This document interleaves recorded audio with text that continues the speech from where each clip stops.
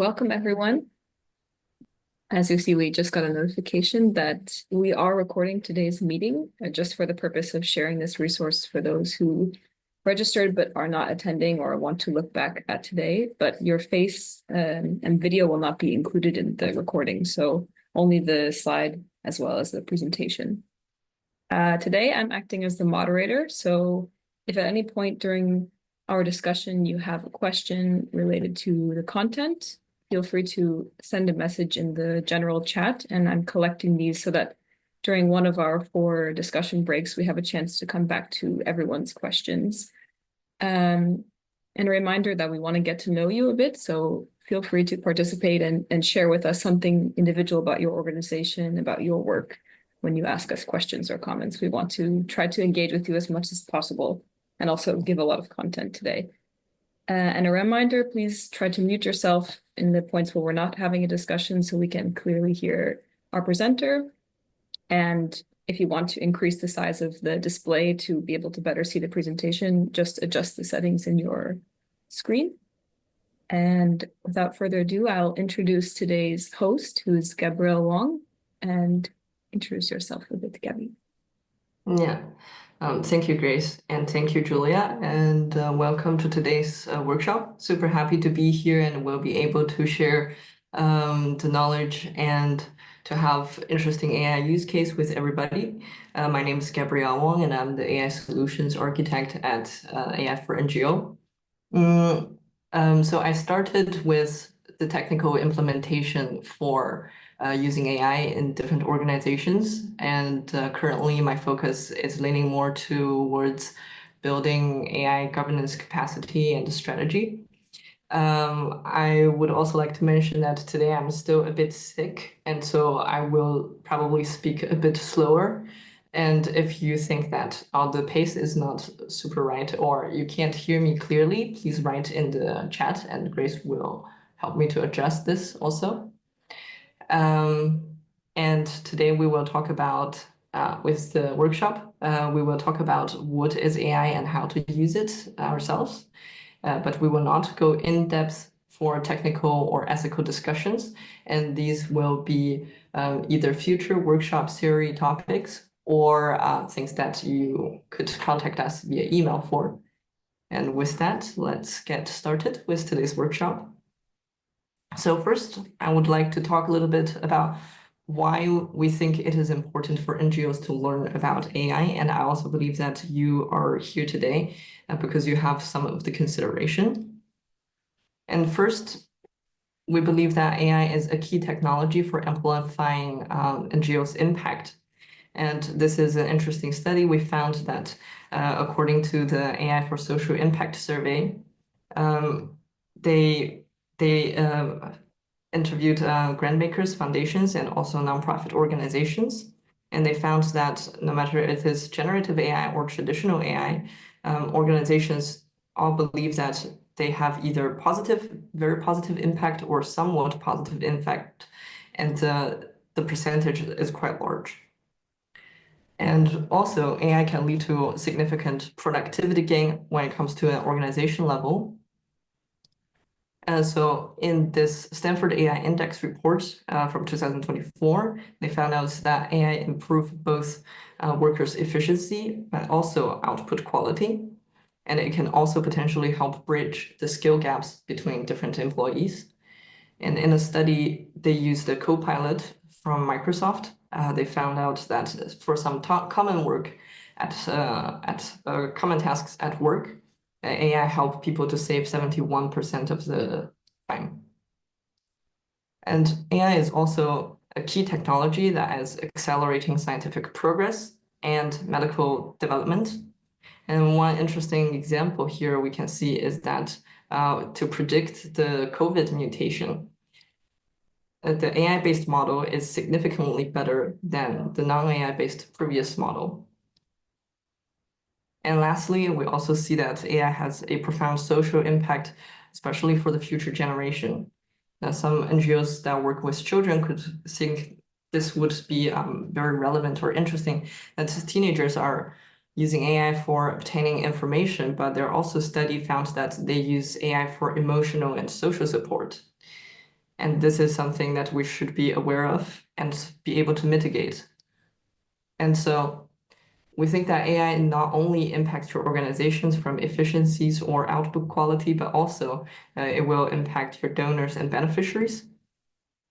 And from that perspective, we could even say that awareness or understanding related to this technology is a shared social responsibility.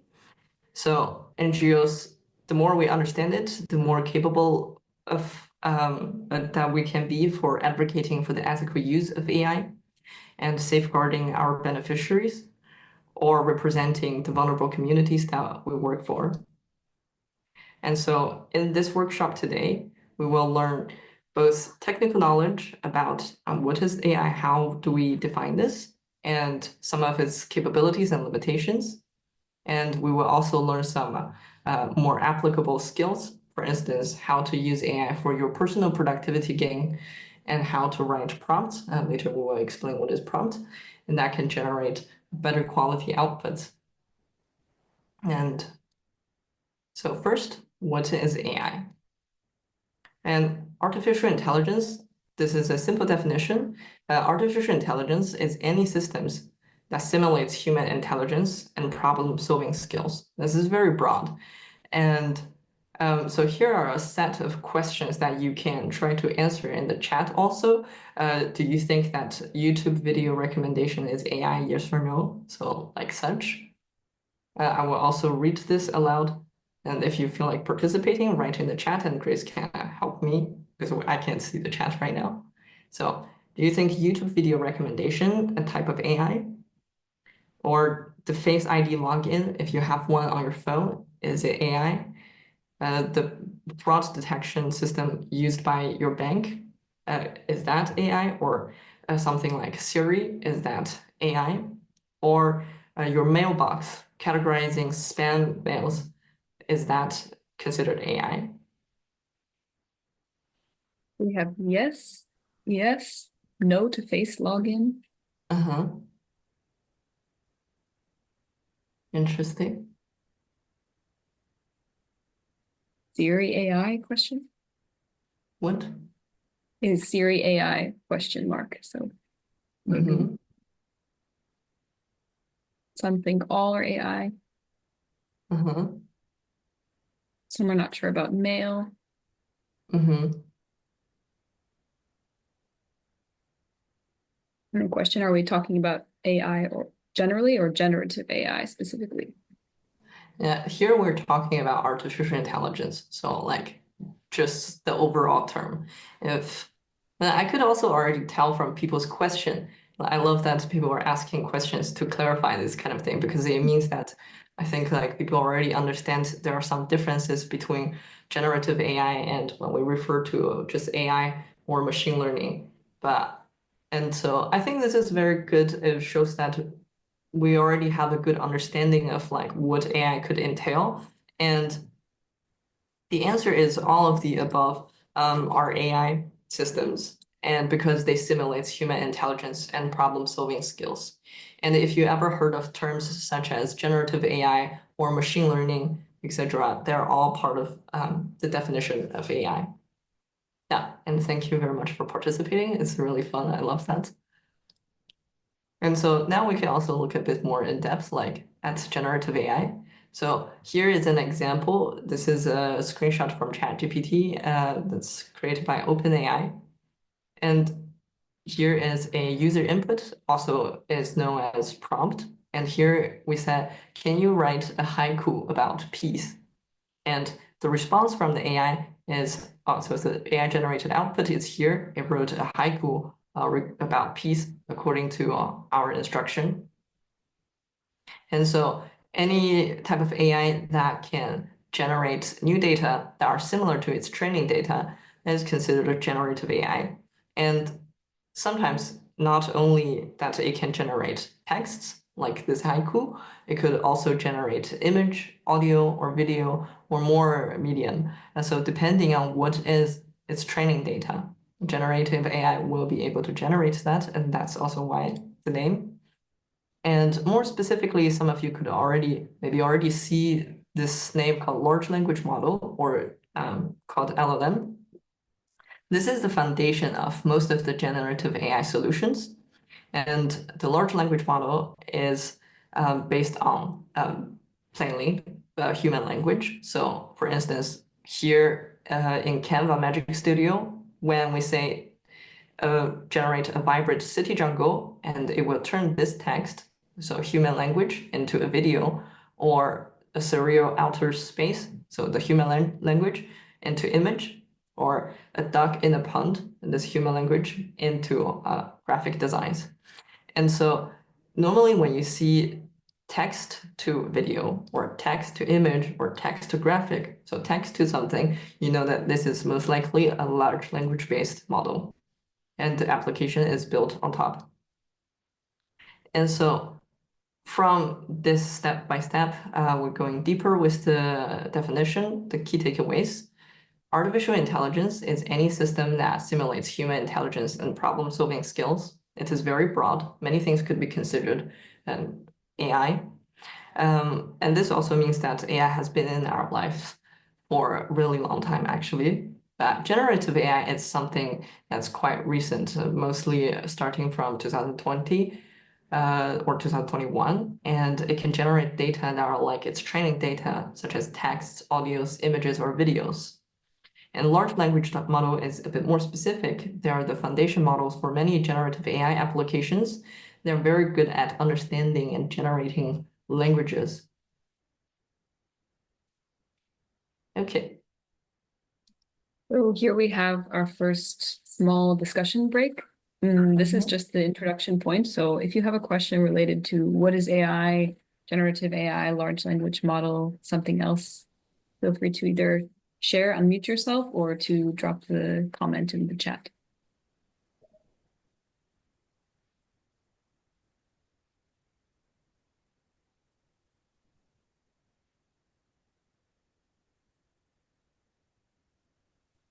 And if for now everything is looking good, you can also leave us a thumbs up. Hello, everyone. I have a question. Mhm. Hello, Julia. Hello. Hi. I've been working with various forms of, as you describe it, something that simulates human intelligence, and I've been using it as an access to resource or an access to a series of information that Mhm. I physically wouldn't literally be able to read. So I'm wondering if the quality of the question is creating a simulation that is actually going to be of value, or is it something we need to be a little bit more conscious of in terms of how we use it? So you said that the quality of our simulation. Sorry, could you clarify that? The quality, so sorry, it's the quality of the question. I have found that the resources available right now are very useful if the question is strong and deep. Yeah. So if that is the case, Yes. and AI is learning from us, I'm wondering how important our questions are in the development of this technology, and as change agents, as solution makers within these confined spaces, trying to make tremendous systemic shifts. Yeah. So how could that influence policy? There's so many questions around that, what the quality of the question is. Yeah. I think, first of all, this is a very good question, and it is also a very in-depth question. I would answer, don't think I will extend to how we should or could influencing our policies and etc. I think that is a question for a later workshop. But related to the question, the quality of your simulation here, I think there's two layers to this. First, the quality of your question, which is your input when you're accessing the information, does determine the quality of the output. So how much information the AI will be able to provide to you, or how in-depth or how good this output will become. And the second thing is that, so not all AI training, so because we all know that it requires a tremendous amount of data for AI training. And the difficult thing is that some AI companies or platforms use this data that you provided, which means that the question that you formulated and the information that you share with this AI for the AI training, and some companies or organizations don't. And this is also an important thing to consider related to data privacy. Would you like to have, for instance, your input data, your questions, well thought information to be shared for data for AI model training to change, shape, or improve this model, or you would prefer to not to do this? And so I think But you're there not should really be. given that option, are you? You don't tick a box that says, yes, share this, or is it implied that by using the system, you're giving it acknowledgement? Actually, you do. And some company are explicit by default do not use your data.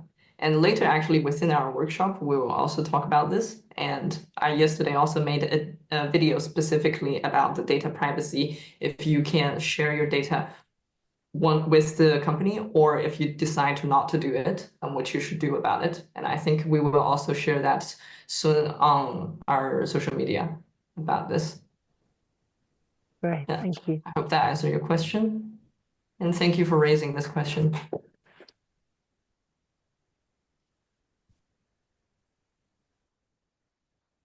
Okay. And so now let's move on to the second part of today's workshop. So now we know that what is AI, how can we navigate the AI capabilities and its limitations? So very important thing and interesting thing is that AI is changing the way we interact with computers. So say that 50 or 60 years ago, to interact with computers, we will need to have a big room, a lot of space, a lot of money still, and be able to plug all these cables. Or we have some, and in today's standard, outdated systems that could be slow and bulky and using complex programming languages. And today with AI models such as large language model, we interact with computers using simple instructions, or we could also use our voice, just speak to the computers directly. And so the interesting shift is that natural human language is now the new programming language. And we could do so much magic with this that the people in the past, for instance, the guy in this room will not be able to imagine that we could just easily speak to the computer without going through a lot of hassle. And so because we can directly interact with computer as if we are interacting with another human, so this also sort of like change how we can our perspective on this. We should start to think about AI as our teammate and us as the director. And this also implies, of course, certain responsibility. And so first, let's look at our teammates. And we should understand that just like any other human teammates, they will have a set of strengths, but also flaws. And first, their strengths is that they're very smart and adaptive. They're creative and analytical. They're very, very knowledgeable and across many disciplines. Then they can also work across different functions or roles. So like from marketing to HR or to IT or directing. And they also have flaws. For instance, sometimes they make things up. And this is not a very great thing. But later we will also talk this more in depth. They can be a bit more biased in their perception. And it doesn't have the most updated information. And it also doesn't have the knowledge about your organization specifically, or at least not yet. And so to be able to help your AI teammate to complete certain tasks. As the human director, you will need to be able to help them define goals and provide context. And you will need to be able to guide your new teammate on tasks. And you have to take the responsibility of reviewing and refining their output. And you have to make decisions on what do you think is correct or not. And you should also ensure that your teammate's output is aligned with your goal or your organization's goal. And so with that, let's look at some of its core capabilities. And so first, we already talked about with generative AI that they can generate content such as grant proposals, protocols, emails, etc., etc. And here we have an example. And today we're going to use ChatGPT for demonstration. So I will copy and paste. This is our prompt, so our input. And here we say that you are a grant writer for AI for NGO, an NGO that helps other NGOs adopt AI through process improvement, policy support, and training. And we want to have a proposal to secure funding from EU for an AI safety initiative, and etc. And we also want to keep it with the output. We want it to be formal, concise, and under 300 words, and highlight our mission and the importance of safety and expected outcomes. And here I already drafted a proposal according to our instruction. And briefly, we can look at this, including what we're doing, introduction, project objectives, implementation plan, expected outcomes, and conclusions. And so looks as a draft, this seems pretty good. And it can also transform content, such as translating languages, and this is one of the most common use of AI. And you also adapt your content for a specific target group.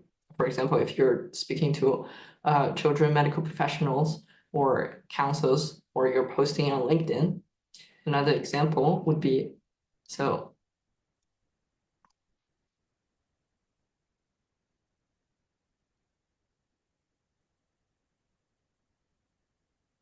here we say that we got a grant, and now we would like to write a LinkedIn post to announce it. So it already knows that this is the grant proposal that we're referring to, and we wanted to use emojis and have the LinkedIn post to be less than 100 words. And so here is the LinkedIn post. It is short, concise, referring to the previous grant. And it also uses emojis as we instructed, and the appropriate hashtags for the platform. And other than that, so as we already mentioned, that AI can also understand the natural language much better now. It can also analyze content.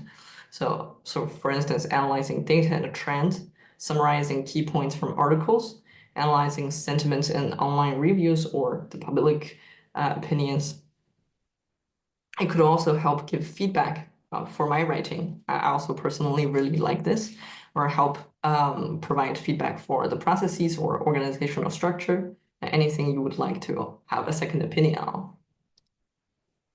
And here is something we call the AI power user journey. This is what we observed when people start using generative AI tools and how things progress over time. So a lot of time people start with using AI like a search engine, and they want to answer their question. For example, who was the first female astronaut? And if it is a question that is very common or with a lot of information online, normally you will have a very good answer. And then people start to realize that, oh, we can do more than this. They start to use it more like a Swiss knife for different tasks. So as a productivity tool, for example, extracting contact data from the screenshot and output in a structured table. And a step further is to start to use it more with the feedback capability. For instance, to use AI as my thought partner. we could write something such as, or in the input prompt, we say, you're the executive manager of AI for NGO, you're designing a partnership strategy with me. And then they use AI with back and forth and bouncing ideas off each other. And it's not to say that you can only use AI as one type of thing at a time, but progressively we can see that people start to use AI in a more diverse way. And knowing that we should also be able to navigate their limitations, or we know that our teammate have certain flaws. And so the first weakness of AI is that they sometimes make things up, and this is also called hallucination. And a hallucination is when AI generate outputs that are incorrect, nonsensical, or detached from reality. An example that we're providing here is that it's making a very common mistake or common sense mistake, and says that an egg can be melted, but in reality, if I cook an egg in the morning, it will normally congeal and not be melted. So we should know that AI is creative content writer, but it is not rigorous journalist, and they are not very good at most factual things. And AI is bad at saying, I don't know. It really wants to help you to complete the task. And so AI hallucinates about 5% of the time, according to study, and less than 2% of the time for ChatGPT. And so you should always remember to fact check it. And so what to do about the hallucination?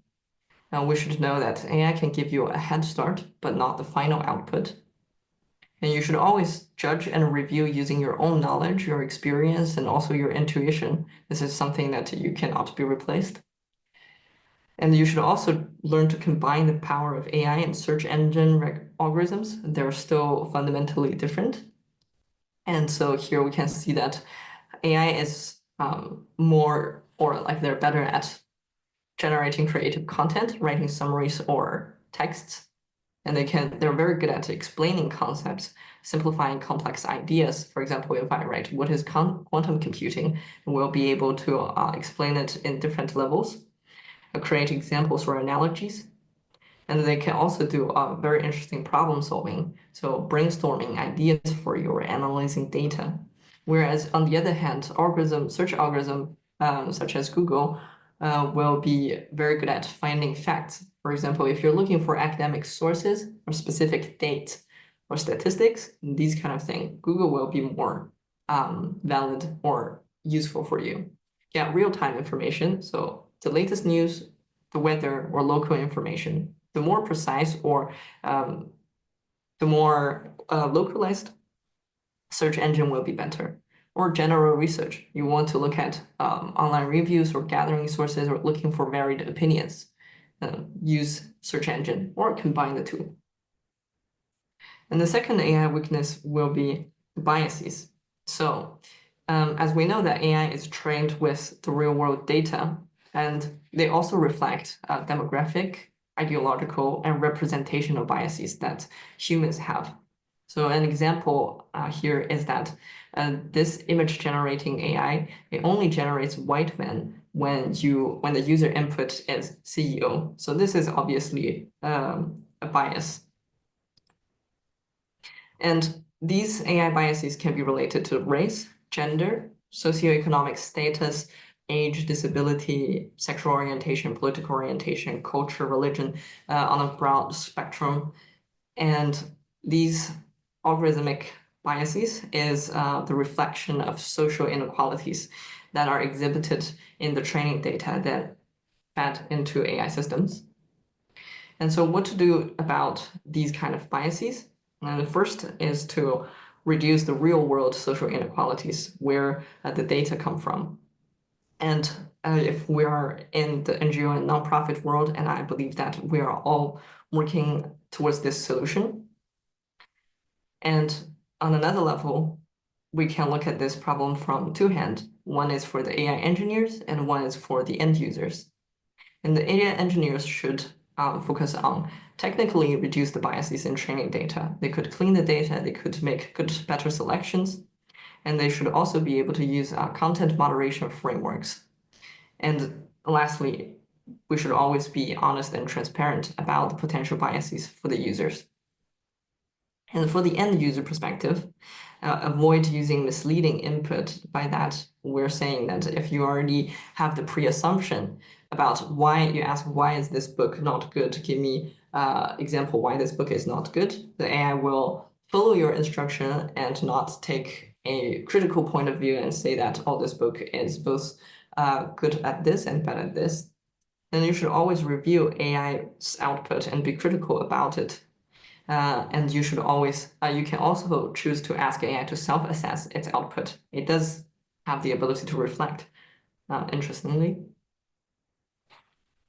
And the third AI weakness is that it doesn't have the most updated information because they're trained using publicly available data that are not updated in real time. Then this is also the difference between AI and search engine. But we can see that there are a new set of AI search engines or capabilities in which they combine the two together. But still, their basis, the training data, according to our knowledge, is mostly 6 to 8 months outdated. So beware of that when you're using AI. And the last weakness that we're going to cover today is that AI does not have the internal knowledge of your organization. And so if you ask a specific question that are that you believe that only people from your organization will know, AI will not know, which is actually a good thing. So because they are trained using public data and cannot access your private data.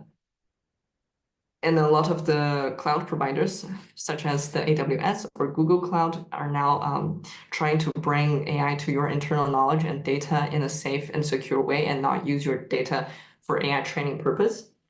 And very importantly, regulations such as and laws such as GDPR or the Use AI Act are major guardrails for your data privacy and safety. And so knowing that AI's capabilities and limitation, what we can do here is to think of AI, if you are using AI tools, as your teammate and you are the director, and you should know their strengths and flaws and your own responsibility in mitigating your new teammate or guiding your teammate. And you should always review and be critical about its output, knowing it has certain biases or sometimes can make things up. And you should use it as a head start, but not the final output. And that is also part of your responsibility as the director. And Great. We have actually quite a few questions. If it's okay, I'll just read it aloud, and whoever asks the question, feel free to also jump in to clarify. So we have 4 questions. I'll start with Catalina, who asked at the end of the last section, how much does AI learn about me based on my questions? So you can, as we previously said, that you can either share your data with these AI platforms or not. And you can also customize how much you want AI to know about you. And so this is also something that we will cover a bit later in the applicable AI part of today's workshop. And yeah, I would say here's so much. I think I want to leave this to a bit later, the next section, if possible.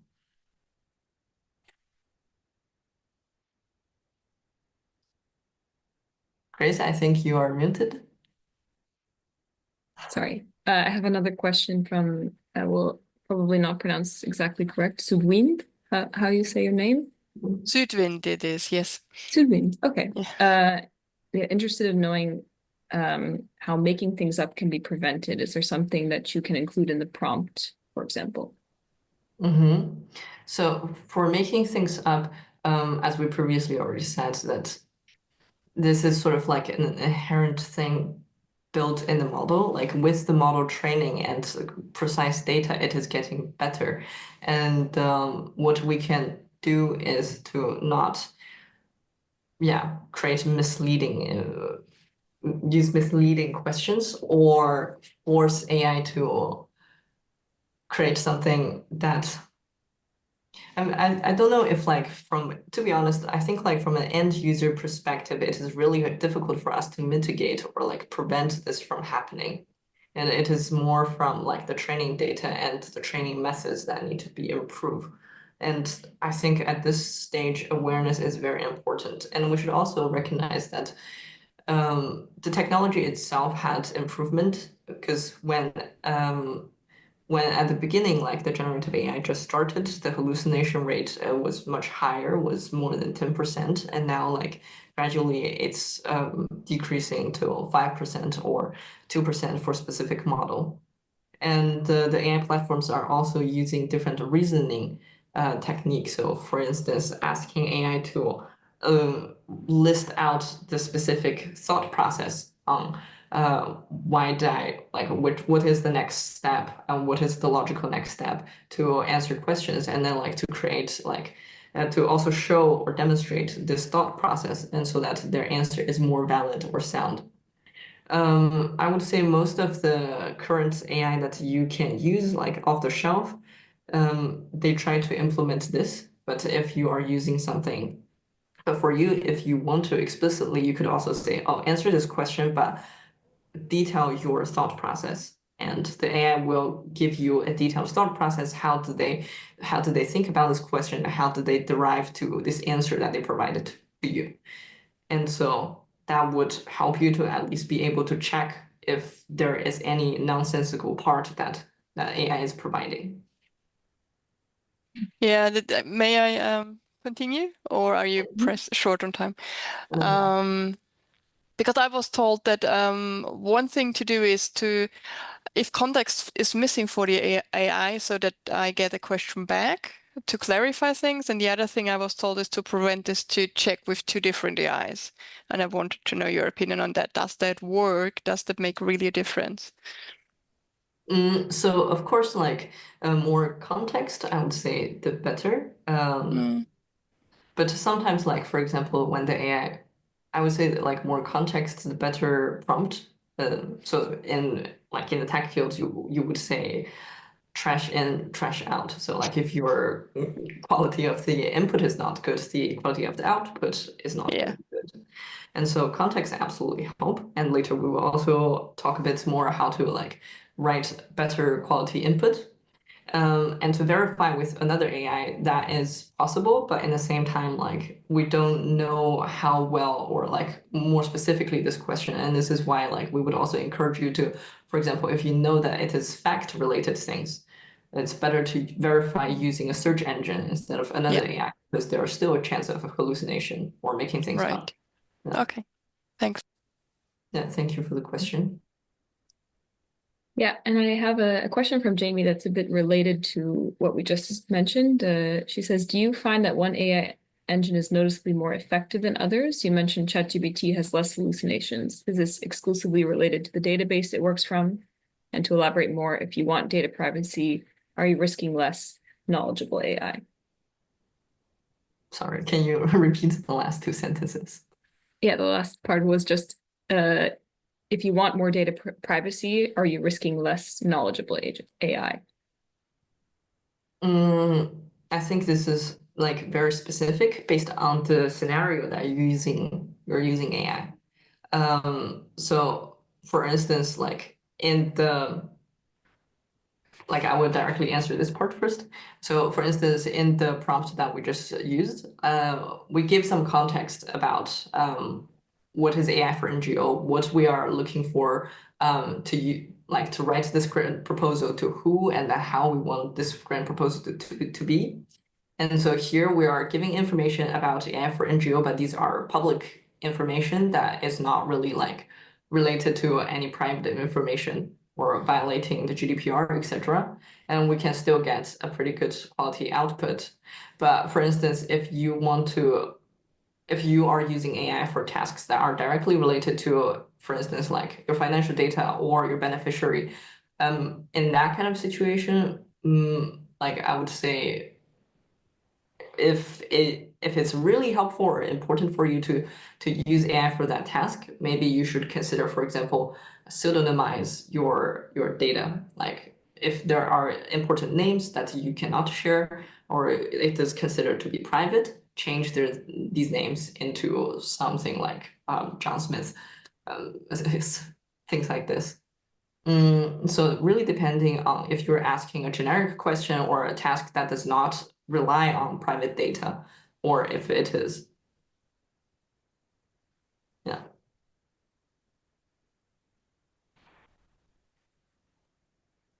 I have a question just now from Jonida, who says, how can we recognize that the information we are reading somewhere, that we're reading somewhere, or the images we are seeing as AI generated?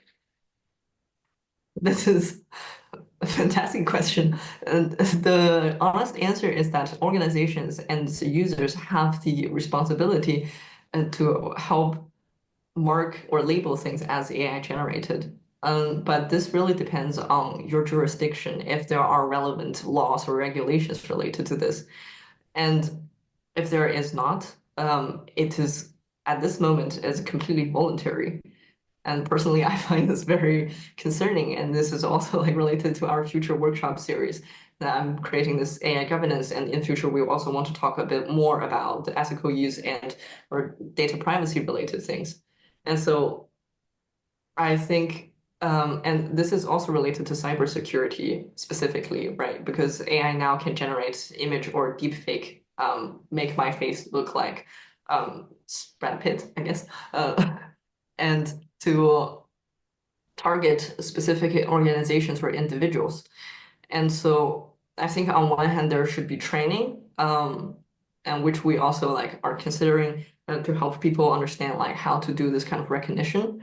But also we should recognize that individuals and organizations have this responsibility. But a bit more concretely, images with image generation, sometimes you can see that the people's hands, they have 6 fingers or less fingers. And this is like a few ways to tell if you're looking at an AI generated person. And with text, there are some AI text detector, for example, Quillbot or Grammarly.ai. Like they use AI to detect AI generated text. And this kind of tools online can also help you to understand a bit better. But still, the answer is not conclusive. And we have to work towards the solution on this. I just have one final question related to clarification of language. Is it best to refer to it as AIs, AI engines, or AI applications? Or there's another term. Speak about ChatGPT, for example. Okay. I think the language at this moment is very interchangeable. So ChatGPT itself is an application. And GPT, so when you go to a ChatGPT and then you click on, normally you can click on the upper left, and then you will see they have different models you can choose. For example, GPT-4o or GPT-o1 mini or things like this. And so these are the specific models that are the AI solution that is built on top. But at this moment, I think if you're saying AI or ChatGPT itself, like it's sufficient and people will understand what you're referring to. Great. Thank you everyone for the questions. I think we'll have to probably get on with the presentation, but there'll be a break after the next section. Yeah, thank you for the questions. And okay, let's move on to a bit more applicable things. And also in this section, I believe some of the questions that you mentioned, we will also be able to answer them here. So how to use AI for your personal productivity gain. So the data is here that AI impacts our experience at work, and power users are reshaping their workdays with using AI. And we found this interesting study from Microsoft and LinkedIn last year. They surveyed a group of different organizations and companies, and they found employees or separated them into 4 groups. So there are some AI skeptics that are not familiar with AI or like never used it before or only a few times. Some AI novices that they are somewhat familiar with AI, and use it maybe a few times a month. And AI explorers, so they're starting to know more about AI and use it maybe once a week. And power users, so people who are familiar with AI, or amongst these participants who are most familiar with AI and use it at least several times per week. But for me, I think like I use it, or a lot of people that I know use them on a daily basis. And so here they also give a set of statements that's related to their work and how much do they agree with these statements. And so we can see that skeptics are always the least agreeable with these statements, and power users are often most agreeable with these statements. So these statements such as AI helps me to be more creative, AI helps me to be more productive, and AI helps me to focus more on the most important work. And so power users do have more positive perception about how AI improves their productivity. But I also found that statements such as AI helps me enjoy my work more, or AI helps me focus on more fulfilling work, and AI helps me feel more motivated, this kind of like higher work satisfaction is also brought forward by using AI. And which I think is interesting. Probably this is because of the offloading of repetitive tasks, or just in general less stress at the moment. And so we can do some simple napkin math to calculate the potential productivity gain. Say that you became a power user with AI. And from the study, they said that power users says that AI saves them more than 30 minutes per day. Let's calculate it as 30 minutes here. Assume that we have 45 work weeks, and yeah, excluding the sick leave and our holidays, we have about 225 work days per year, which is a lot.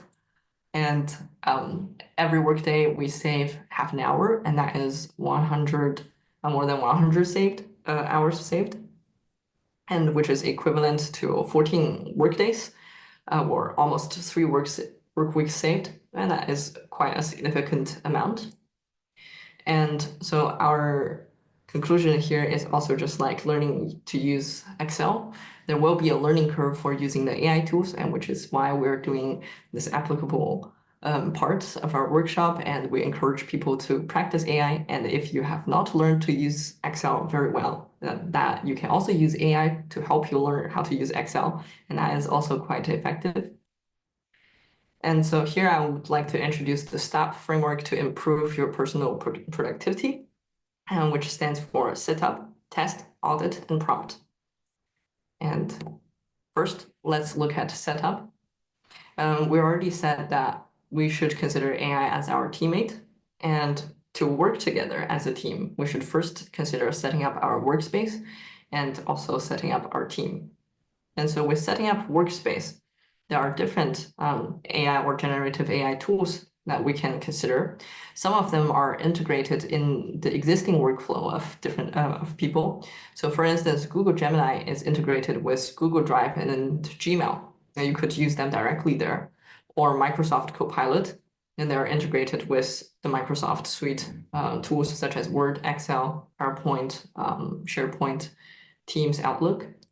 And there are also some standalone workspace or generative AI tool, such as Perplexity. This is a AI-powered answer engine that combines AI and search engine algorithm and provides answer using online sources. And there's also ChatGPT, which is also what we will use for today's demonstration. And it is an AI all-rounder that functions as a chatbot. And I mean, most of them are actually function like a chatbot.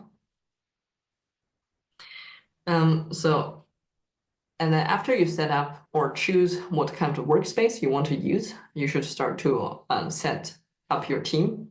And in this case, think about onboarding the AI as a new team member, and which translates to customize your ChatGPT instruction or any AI tool of your selection. So here we can see we normally go to the tab on the upper right, customize ChatGPT. And here we have a set of custom instruction here.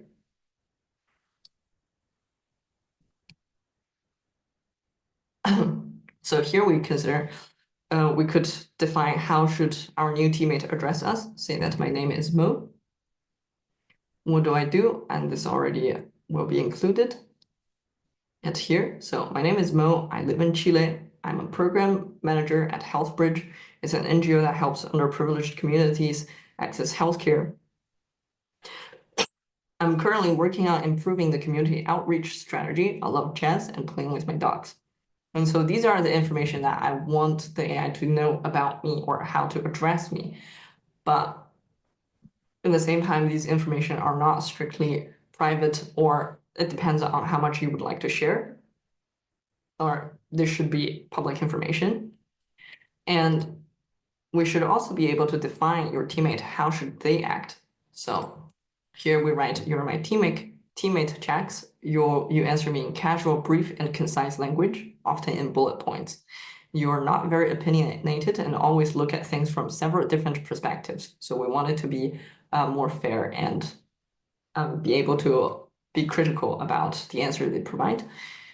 And here they also provided some tags that you could use, but this is what we can do to customize our teammate and how much do they want to know about us and how much do they want to do we want them to know about themselves. And here, let's save that. And so what we're doing here is to provide important context about yourself and your organization and help the new AI teammate to understand their specific role and clarify our expectation of their output. For example, I like bullet points, and that's the expectation. And here we can also manage your data privacy when we're setting up your team. For instance, in ChatGPT, you can go to the settings, go to data control, and here they write quite sneakily says that improve model for everyone. And that means that they will use your data for model training. You can simply turn this off to opt out using your data from your input data from model training. Some other popular AI tools, we also mentioned that like in our video that Grace will release in the next few days. And so be sure to check out that if this is something that you are curious about. And so after setting up your workspace, what we can do is to start testing. And I like to test things by playing around. The reason is simple because it's a fascinating technology. There is so much to explore and to play with. I've yet to talk to someone this knowledgeable about everything. And it is fun. Fun is also an important motivator for learning. And also testing helps you to find its boundaries. It took me a day to write all kinds of sensitive information to see where is the boundary, where they categorize as harm and hurtful information, and they will stop you from continue the conversation or continue using AI. And I was flagged by the platform multiple times. But it is also very important and valuable information to know. And an example on how you can test AI or using a fun way. So for instance, this is also something I just discovered recently. Can you guess when this photo was taken? So this is a printed photo.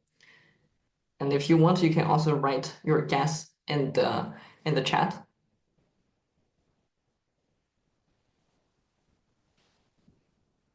And while you're doing that, I'm gonna upload this photo and ask ChatGPT, help me to find out which decade this photo is from. Wait, I wanna know if anybody had made any guesses before we go and check. We have a guess from Lena that says Old Mexico, 1900. Okay. The 80s by Junida. Uh-huh.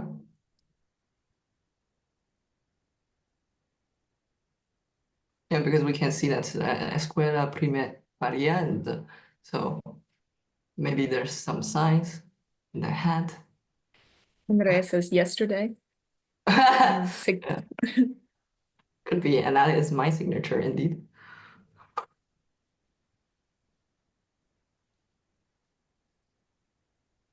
Oh, let's see. Where is it? When is Okay. it? And so the guess from ChatGPT, it says that this image appears to be a vintage colorized photograph or hand-tinted print.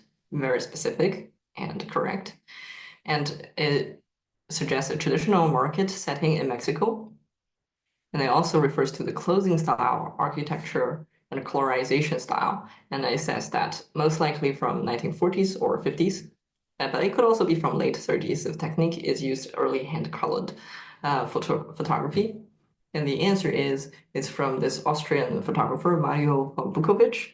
And this photo is taken from his last trip when he was in Mexico. And so, spot on answer, I would say. And also like good guesses from people. And so, yeah, personally, I thought, oh, this was pretty fun, and I didn't expect to be able to get a very precise result. But this also shows how knowledgeable and interestingly or incredibly precise with recognizing different images at this moment it is.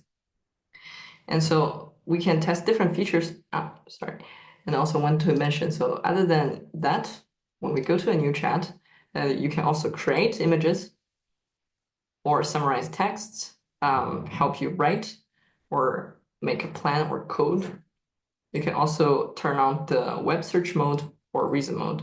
And so these are all different features that if you have time, make sure to explore them. It's quite interesting.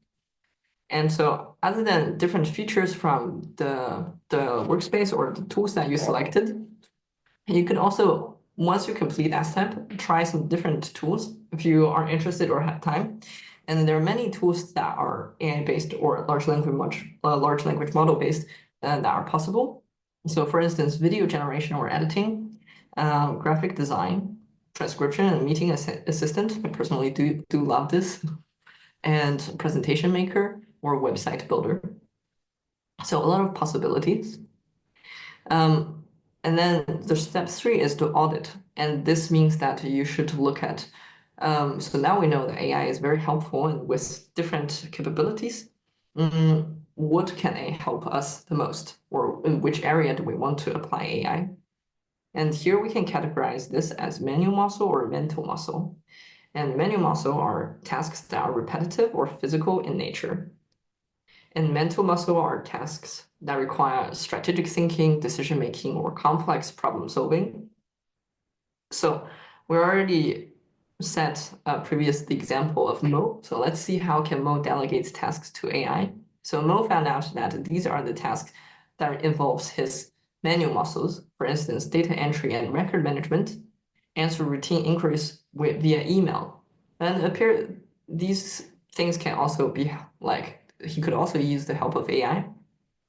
And he also needs to develop strategies for outreach and community engagement, analyze data for insights on healthcare access gaps, or design training programs for the healthcare staff, or writing grant proposal. And he also realized that all these mental muscle, he could use AI as a good starting point, or to create the draft or a system with thinking. But there are some other tasks that are maybe more physical in nature, for example, handle the logistics for the on-ground activities or monitor and track inventory, and these might not be appropriate for the AI yet. And so now he can decide what to delegate to the AI. And lastly, prompting. And prompting is all about giving good input data to your new teammate to complete the task. And here I believe prompting is the art of communication. And some of the good communication principle is, I mean, we all work in the team. We all want our teammates to communicate to us with clarity, conciseness, and consistency. And so when it comes to AI, it means that we want to provide enough context for AI to understand what we want from it. Avoid vague terms or overly complex phrasing. Use examples or constraints to clarify what kind of expectation that we have. And we want to be concise to break down complex requests. For example, if we want to do it, if we wanted to do three tasks, don't write them in the same box, but maybe do them one by one into smaller, more manageable questions, because that's also how we would like to receive tasks or instructions. avoid overloading the prompt with irrelevant or redundant information. And also use a consistent format and style, and regularly, sometimes they forget if the chat is going too long, sometimes they forget what they previously you were talking about. And so you should regularly reinforce the key ideas or objectives to keep everyone aligned. And these are also good principles for just communication with our general team members. And so the STAP framework, in case you do not have any AI experience or you already have some, set up, test, audit, and prompt. And later we will break down the prompts a bit more. And do we have any questions or things you want to share so far?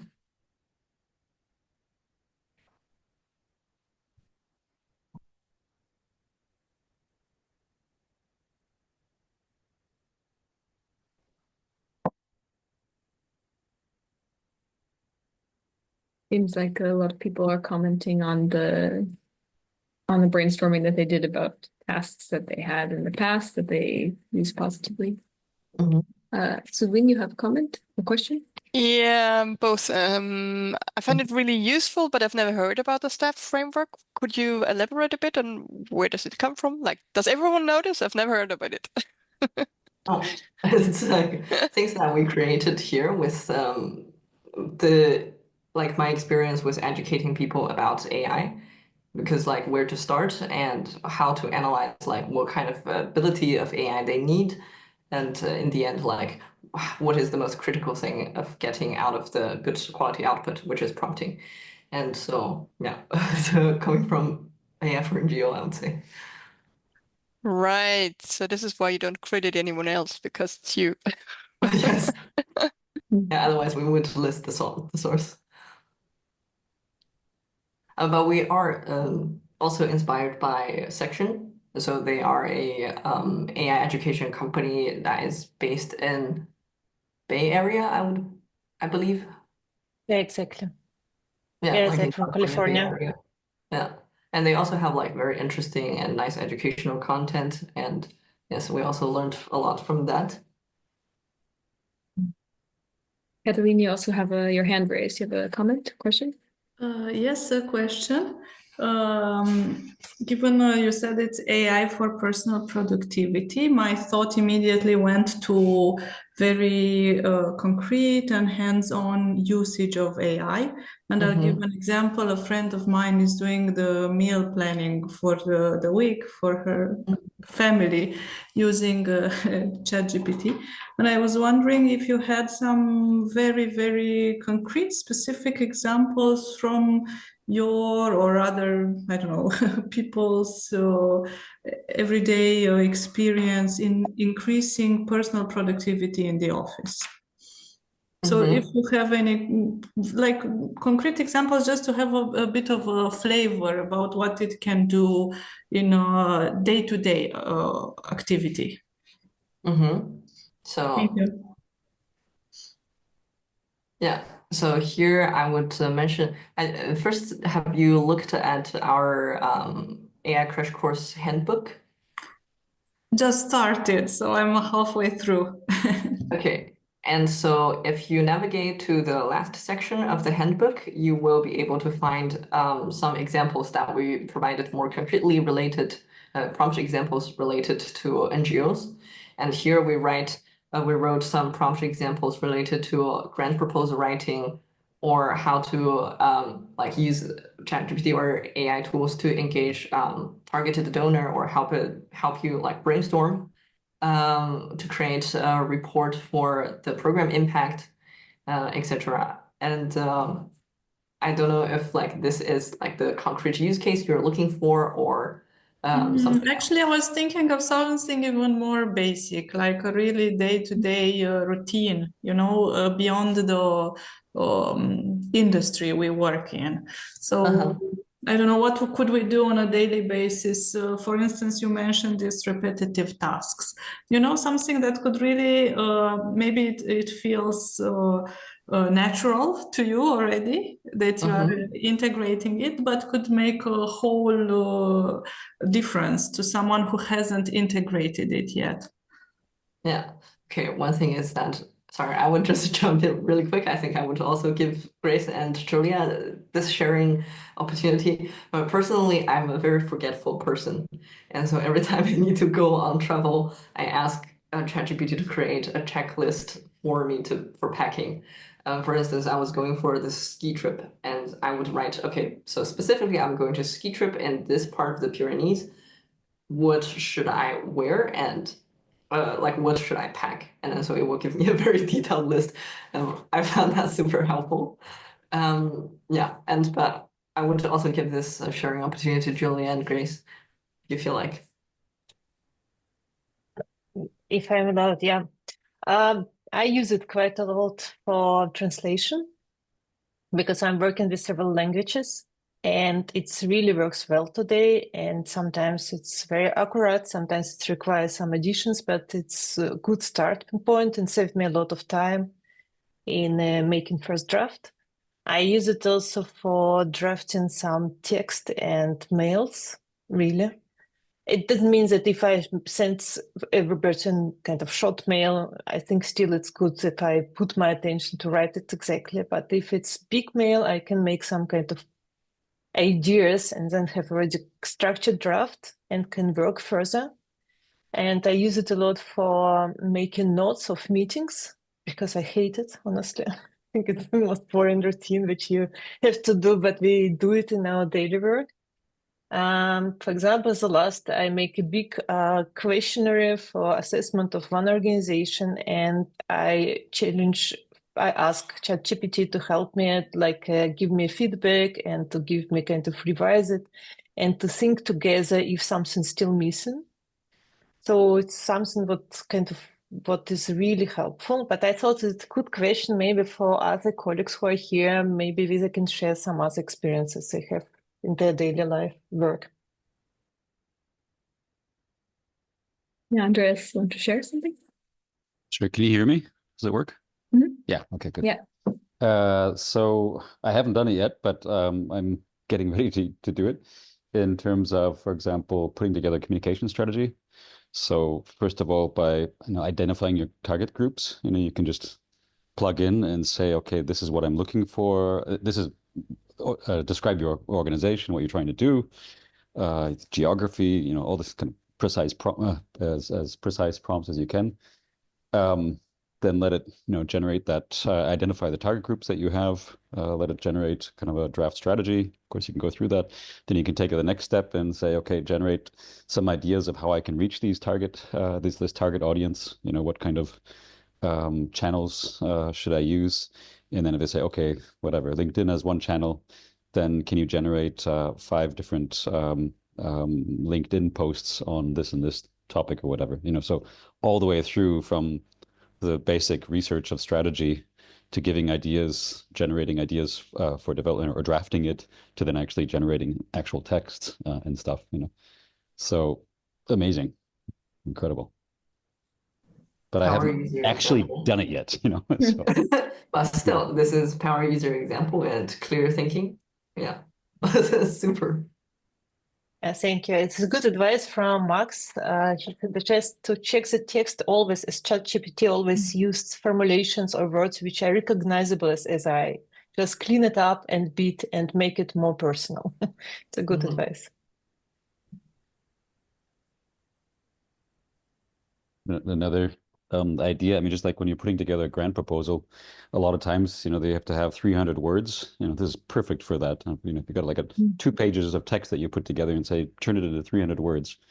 Of course, you have to review it, but still, it's the kind of work that, usually takes me an hour, 2 hours to kind of bring it down to the essence, and it does it in seconds. Yeah, I think these are the kind of productivity, time-saving examples that are really helpful to have an illustration of. So thank you for sharing that.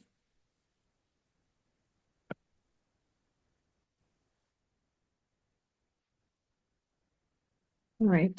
For the sake of time, should we move to the next section? Yes. Okay. As we already said, that now we're focusing on the most detailed but also important aspect, which is to provide good quality input. So writing good prompts that can generate high quality outputs for yourself. And so once again, we refresh this idea that you are a director with a great communication skills, and I believe that you are. And the first step before we all enter a meeting, I believe that we all prepare ourselves a little bit. And so, for instance, we need to consider what is our teammates' role. In this case, the AI, are they analyzer or writer or social media manager or outreach strategist, etc. And what is our objective with today's meeting? So like every time we interact, what is the objective? Are we looking to brainstorm or analyze or generate something? What is who is our target audience that we want to reach? Are we speaking to the government officials or our internal teams or children's or medical professionals? And what information can we provide about the context? And so all the relevant W's. And what is the scope of our request? So if we are summarizing a few documents, are we looking at the specific aspect from like NGO perspective, or we want to know everything about it? And what is the desired output format? Do we want to have a summary, an outline of something, a post for social media, or a downloadable Excel sheet? And these are the things that we should mentally go through or be clear about. And then we go into the part, which is to instruct to actually write your input prompt. And so here we already mentioned that these are the things that we prepared. And this is also the prompt that we previously used with the demonstration. And here we said that you are a grant writer. So this is the role for AI at this moment. And for AI for NGO, and this is the context. And we also talk about what we do. But this is also something that you could already, if you use it a lot, you could already integrate into the customized setting up your workspace part. And so we provide some context.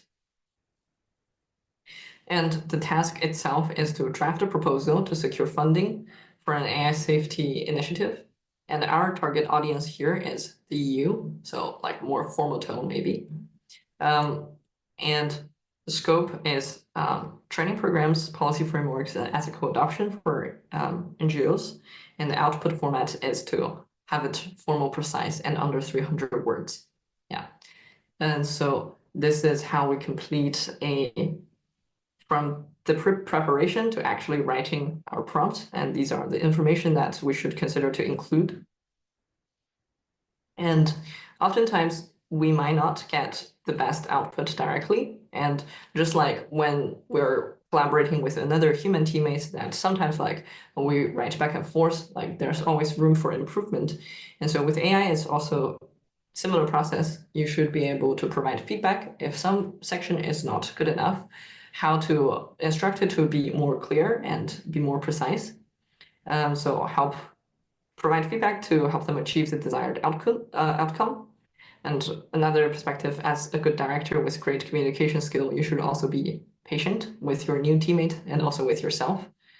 And lastly, you should also consider to take your ownership, because the AI teammates give you a great head start, but only you can make the decision and deliver the final output derived from the foundation that the AI teammate laid out for you. And so that is about the prompting part. I hope it's simple and clear.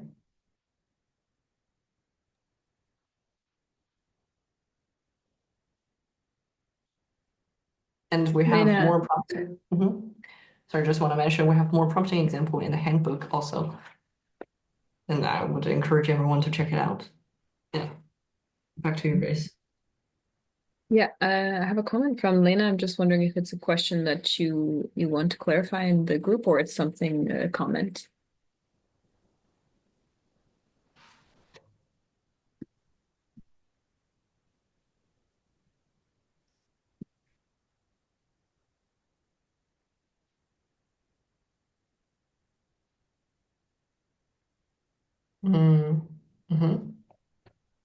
Not also fine.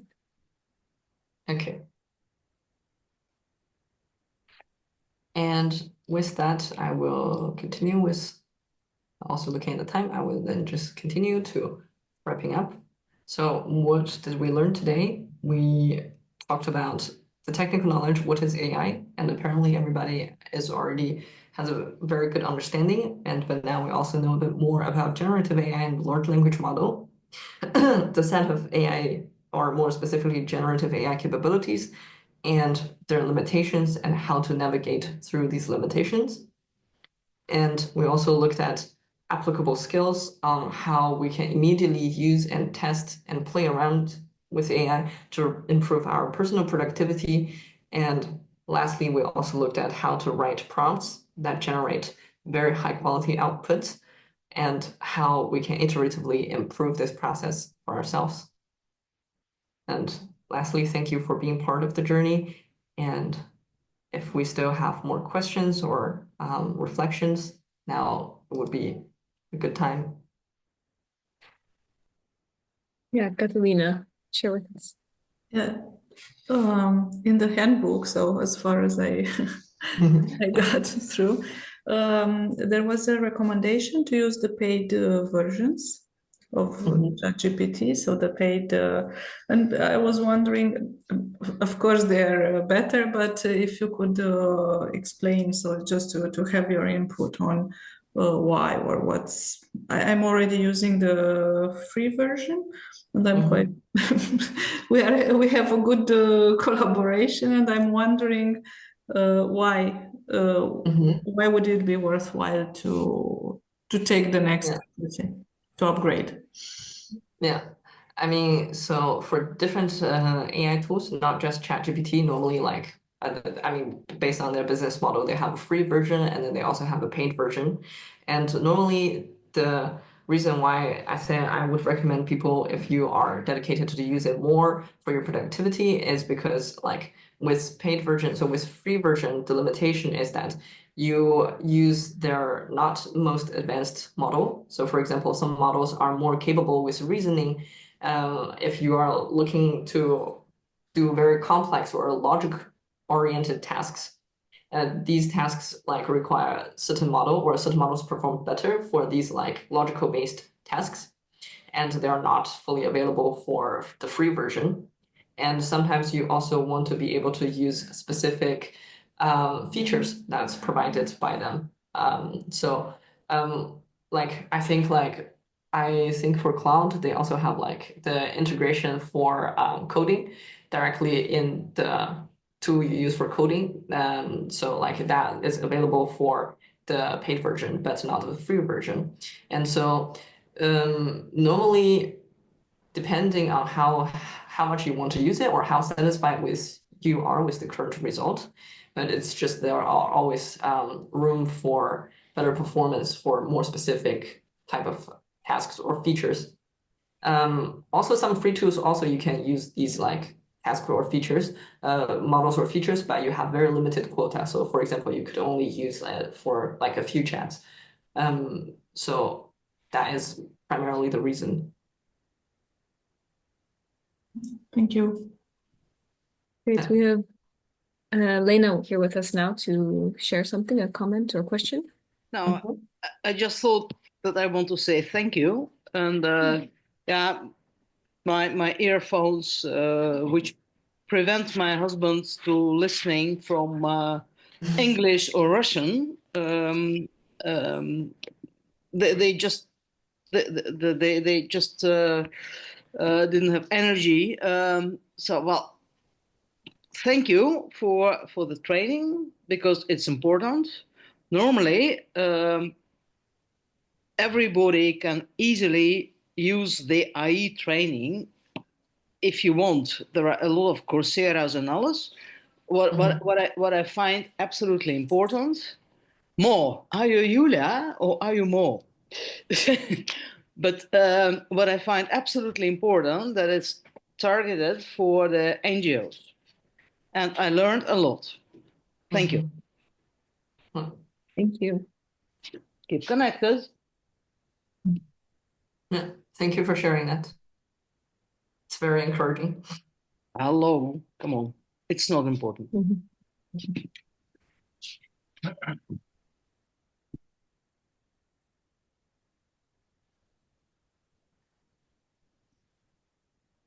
Great. It looks like we have a lot of thank yous, and we're also very grateful for your participation today. I left in the chat a link to our post-workshop survey. It's a way for us to also get your input as we go forward in this process. We're offering this workshop again.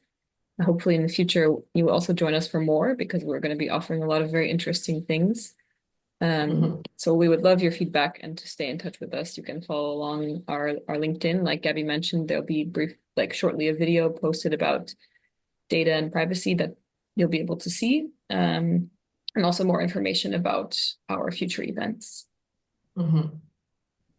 Yes, and thank you, Max. I'm also really looking forward to the ethical governance workshop.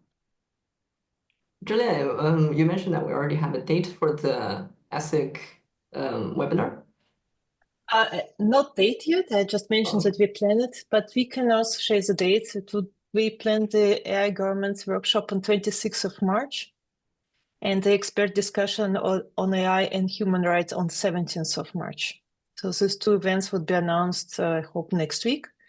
And we're waiting, like, we would be very happy if you join it and share with your colleagues and bring more enrolled in these discussions, that we can really learn more from other organizations and from their experiences. So thank you for being with us today.